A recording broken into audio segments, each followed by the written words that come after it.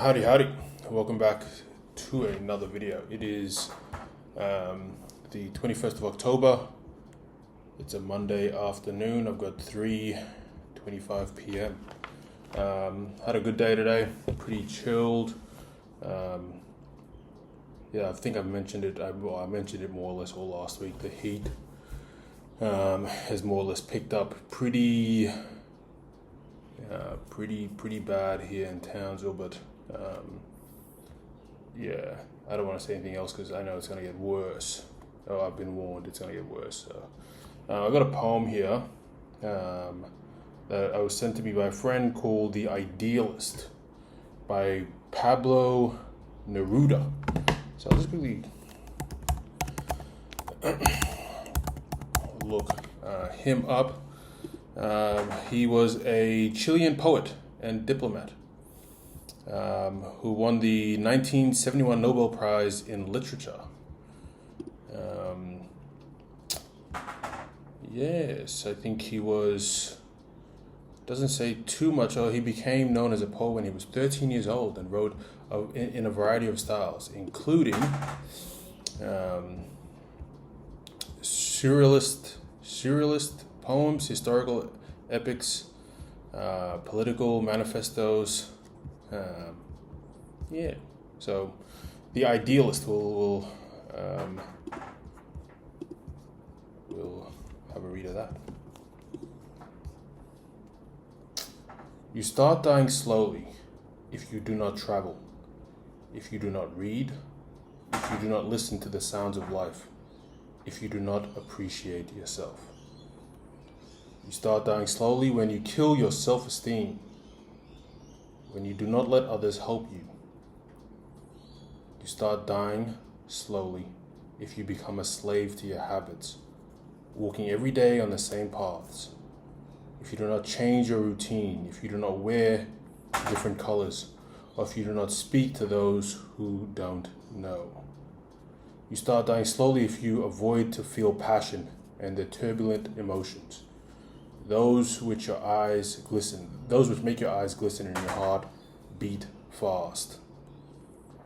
You start dying slowly if you do not change your life when you are not satisfied with your job or with your love, if you do not risk what is safe from the uncertain, if you do not go after a dream, if you do not allow yourself, at least once in your lifetime, to run away from sensible advice.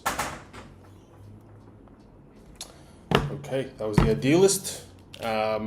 It seems as if it's going, he kind of touches on taking risks, which I can't agree with more, but I also think there's something quite noble and quite stoic, quite admirable, and goes to character when somebody sticks in uncomfortable situations if they know that the reward will benefit them or their family. Obviously, if it's not making you happy or if it's really to a detriment of your relationships around you, whether it would be noble. The only person that comes to mind when I think about this is sometimes Kobe, the basketball player, how he didn't have friendships or, his relationships really were hindered by his obsession with being the greatest basketball player, which I admire. I admire that a lot. And I think about when people run businesses or when they get they go into a profession where they love or they want to be successful in, but it takes away from the true, or what I believe is the true values of life, which is building those relationships, having a good household to come home to, having self-respect for yourself, and not losing yourself to money or to the rat race. But I think it's up to the individual to decide that. Society has norms, expectations of the individual, and I always believe that the individual is a lot stronger and is a lot more important. It is an individualistic type view, but I like the idea that knowing that the individual is a lot stronger than that. What society is to deem what is appropriate for them or how they should live their life. So yeah, like I agree with some of it. I like the idea that it's about risk taking advantage of opportunities, traveling, fucking loving, being in love. Um, yeah, I think he take yeah. I guess I go back to taking risks, letting go of certain habits. Um, yeah, it kind of nulls it back down to you have this one life to live it to the fullest and to take advantage of everything that comes your way.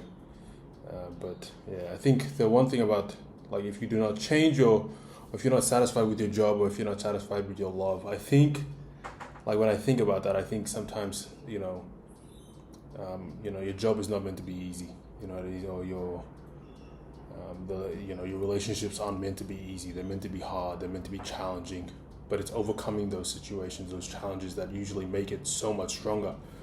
And it's usually when you're in a position like whether you're starting your own business or you're in a career where it's extremely challenging, it's usually you are just at the peak, and it's whether you go over it that that way you'll see the success in it. And so sometimes it is quite valuable, or it's important to stick to it, stick to certain um,